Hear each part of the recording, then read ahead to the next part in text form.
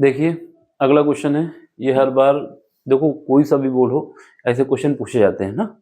तो ये 2 मार्क्स का क्वेश्चन पूछा गया था राजस्थान बोर्ड का सैंपल क्वेश्चन पेपर जो है, ठीक। इसमें क्या करना है, इसमें हमें एक बहुपद दिया गया है, ठीक।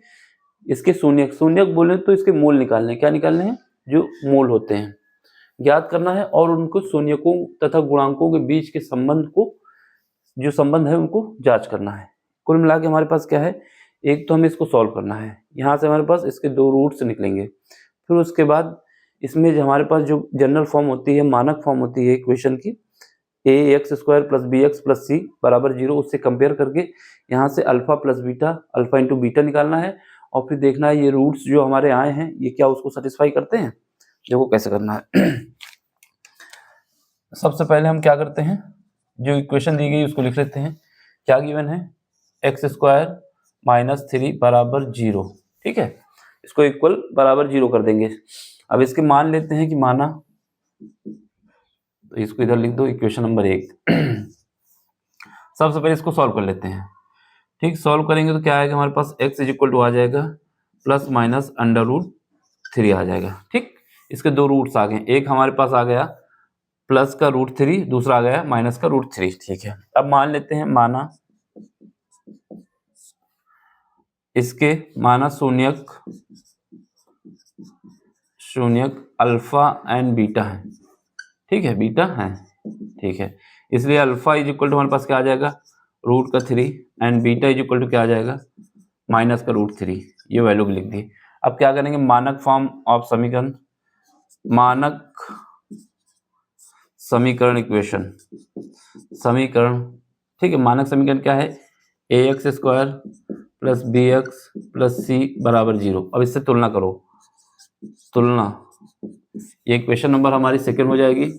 तुलना करना है किससे, इसकी इंक खत्म हो गई है, दूसरा लगा ले।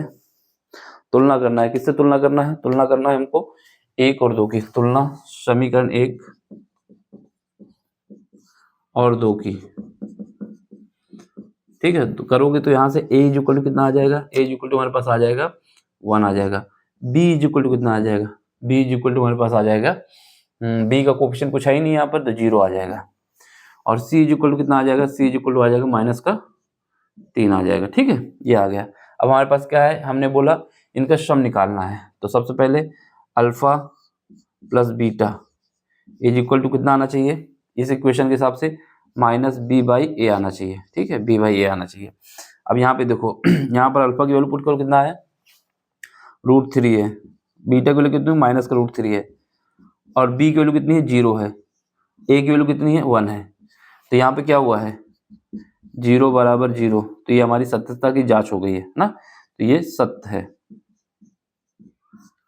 ठीक है। अब दूसरी कंडीशन सेटिस्फाई कर लो। दूसरी कंडीशन क्या है हमारे पास, दूसरी कंडीशन है अल्फा इंटू बीटा।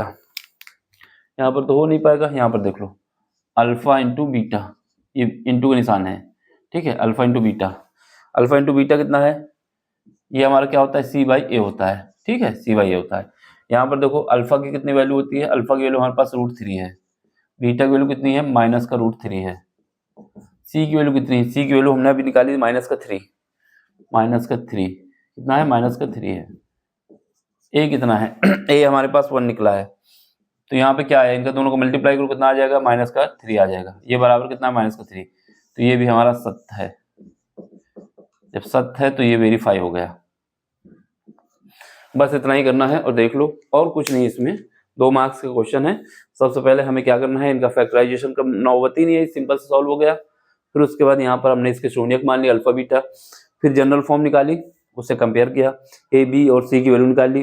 फिर उसके बाद अल्फा प्लस बीटा क्या होता है, माइनस बी बाई ए, उसको सेटिस्फाई करा दिया। फिर उसके बाद अल्फा इंटू बीटा क्या होता है वो दिखा दिया, इसको भी सेटिस्फाई करा दिया। इतना ही करना था, ठीक।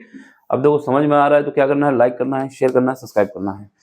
जो बच्चे हाई स्कूल के हैं उनके लेवल का है, उन्हीं के हिसाब से बताया जा रहा है ना।